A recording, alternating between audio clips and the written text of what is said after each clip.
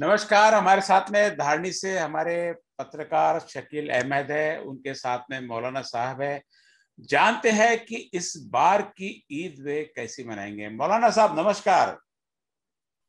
नमस्कार। आदाबर साहब नमस्कार, फरमाइए। नमस्कार। इस बार पूरी ईद कोरोना में जा रही है। ईद की जहां खुशियां होनी चाहिए, ईद पूरी साल भर से जो बच्चे त्योहार की राह देखते रहते हैं, लेकिन इस बार का त्योहार बहुत शांतिपूर्ण ढंग से मनाया जाएगा ऐसा लग रहा है, क्योंकि कहीं पर भी कोरोना के कारण निकलने की और खरीदारी की मनाही है। किस नजर से देखते हैं आप इस साल के त्योहार को? हाँ सर, ईद का त्यौहार मनाने के हिसाब से मेरी जी उम्र 66 साल की हो रही है जी और अभी हमने 64 साल की उम्र तक जिस अंदाज के अंदर रमजान के त्यौहार, उसके अंदर नमाज है, तरावी है जी और कुरान शरीफ पढ़ना पढ़ाना है और एक जी साथ के अंदर नमाजों का एहतमाम मस्जिद के अंदर करने का था। जी बदकिस्मती से ये 2 साल के अंदर कोरोना वायरस की जो बीमारी चली, जिसकी वजह से अब ईद की इस तरीके से होगी। जी अब इसके लिए हम आपको क्या बताएं, ये जो दौर चल रहा, ऐसे हालात चल रहे कि अब ईद की खुशियों का ईद की खुशियों के बारे में, ईद कैसी होगी, किस तरीके से होगी, क्या कहने में भी कुछ मजा नहीं आएगा। मार्केट के अंदर, बाजारों के अंदर ईद के कपड़ों से ज्यादा, आप ताज्जुब करेंगे, नए कपड़ों से ज्यादा मार्केट के अंदर कफन बिक गए। और आप देख रहे होंगे, जिधर नजर उठाए उधर लाशें ही लाशें नजर आ रही। और हालात ऐसे सख्त है कि हम किस तरीके से ईद मनाएं समझ के बाहर है। मौलाना साहब, और अमरावती जिले दूसरा की विषय हमारे लिए ये है मौलाना कि साहब हुकूमत की तरफ से मौलाना अभी साहब फिलहाल जो है, इस मुसलमान भाइयों के लिए और मासूम बच्चों के लिए गवर्नमेंट की तरफ से जो भी आदेश आए हैं और जो भी गाइडलाइन आई है, हम तो हर हाल के अंदर जिस मुल्क के अंदर रह रहे उस मुल्क के कानून का पालन कर रहे और करेंगे इंशाअल्लाह। लेकिन मैं पूछना चाहता हूं हमारे हुकूमत के लोगों से कि जिस तरीके से हमारे इस मुल्क के अंदर कितने सारे मजहब के लोग रहते, अपने अपने मजहब के लोग हर मौके से खुशियां मनाते और बाकायदा हुकूमत उनको खुशियां मनाने के मौके देती। आप देखते होंगे अभी जो है गुज़िश्ता दिनों के अंदर कुंभ मेला कितना बड़ा भरा। कोई हुकूमत के अंदर रद्द बदल नहीं हुआ सर। वही हुकूमत है, वही मोदी जी है, वही सारे जो है जितने मंत्री पूरे मुल्क के अंदर है, सब वही है सर। नहीं कोई नहीं नहीं बदला, अभी कोई ज्यादा मौलाना जमाना नहीं हुआ। मौलाना साहब, तब के हालात, यूपी की तब के हालात और आज के महाराष्ट्र के हालात में बहुत ज्यादा फर्क है। हमने देखा कि जैसे आपने ही बताया कि सबसे पहले शुरुआत में आपने बताया है कि ईद के कपड़ों से ज्यादा कफन बिक गए, यानी कहीं ना कहीं इस महामारी ने सब पर असर किया है। इस असर को देखते हुए उसके बचाव के लिए साधन पहले करना है। जो बचाव के साधन है, सरकार वो प्रयास कर रही है। इस बचाव के साधन के अंतर्गत ईद तो हम 4 लोगों के बीच में भी घर में मना सकते हैं ना। आपको हाँ, तो मैं वही बताना चाह रहा सर कि हुकूमत जो है हमारे लिए बहुत ही अच्छी हमदर्दी रख रही है और वो चाह रही है कि जिस तरीके से उन्होंने, मैं आपको जो बात मेरी पूरी कर लूँ पहले, जी जी कि जी कुंभ मेले के अंदर अच्छे तरीके से छूट दिए थे ताकि अच्छे ढंग से जो है वो भी त्यौहार उनका हो सके। और आपने सर अभी देखे होंगे बंगाल के अंदर चुनाव हुआ, हजारों की उसके अंदर भी तादाद थी। जी लेकिन मैं ये पूछना चाहता हूँ हुकूमत से और आप लोगों से खास करके कि ये हमारे मुसलमान भाइयों के अंदर, मजहब के अंदर, हमारे पूरे साल के अंदर सबसे बेहतरीन और अच्छा महीना रमजान का होता है। हर दिन अच्छा है, ऊपर वाले ने हर समय सबके लिए अच्छा दिया। लेकिन रमजान महीना ऐसा रहता कि इसके अंदर हम लोग एक नेकी करते 70 नेकी का स्वाब मिलता, जी 1 रुपया खर्च करते 70 रुपये का स्वाब मिलता। जी इसीलिए आप देख रहे होंगे कि मुसलमान भाई हर मोड़ के ऊपर, हर जगह, बगैर किसी मुस्लिम समाज के कि इनके अंदर ही मदद करना चाहिए, हर समाज की मदद के जी लिए जी जी दवाखानों के अंदर, यहाँ तक के मार्केट के अंदर, बाजारों के अंदर, गरीब लोगों के अंदर मदद के लिए बाहर उतर चुके। मजहब लेकिन से मैं ये इंसानियत देख रहा ऊपर है। हूँ, ईद का त्यौहार आया और ये ईद के त्यौहार के अंदर अब आप बताइए कि रमजान महीने के अंदर आपने हमारी मस्जिदों को किस तरीके से आबाद देखे। मस्जिद के अंदर जगह नहीं होती थी, तो रोडों के ऊपर भी हम लोगों ने नमाज पढ़े। लेकिन गवर्नमेंट की तरफ से गाइडलाइन आई कि आपको 5 लोगों को नमाज पढ़ना है, बराबर हमने 5 लोगों की नमाज पढ़ी। आपको भीड़ नहीं करना है, बराबर हमने एहतियात करे।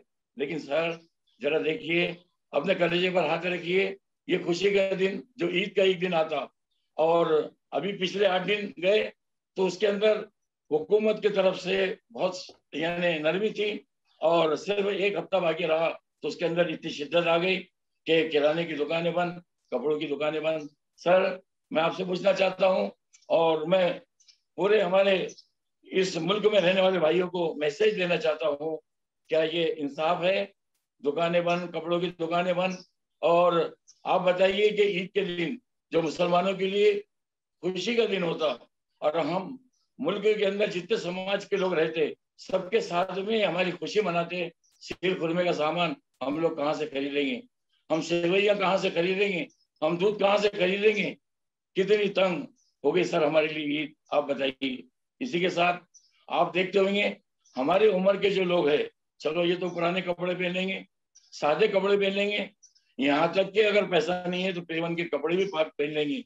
लेकिन सर मैं बताइए कि वो छोटे छोटे मासूम बच्चे, इनका क्या इसके अंदर जुर्म है कि वो अगर एहतियात के साथ नए कपड़े ईद के दिन पहन लेते, हुकूमत जो ऐसे टाइम के अंदर थोड़े दुकानों की छूट, कारोबार के लोगों को छूट देती, उनका भी फायदा होता, और यानी मार्केटिंग करने वाले लोगों का भी फायदा होता, और हम लोग जो खरीद करते वो भी फायदा होता, और हमारी खुशी के अंदर, ये मुल्क के अंदर ऐसा लगता था कि मुल्क वाले वाकईतन हमसे हमदर्दी कर रहे हैं, अगर ये ऐसा कर लिए होते। नहीं मौलाना साहब, आप जितना भी कहा आपने, सबसे पहले शुरुआत जिस चीज से आपने की थी कि कपड़ों से ज्यादा कफन बिक रहे हैं, जिधर हो उधर लाशें दिख रही, ऐसा आपने कहा था।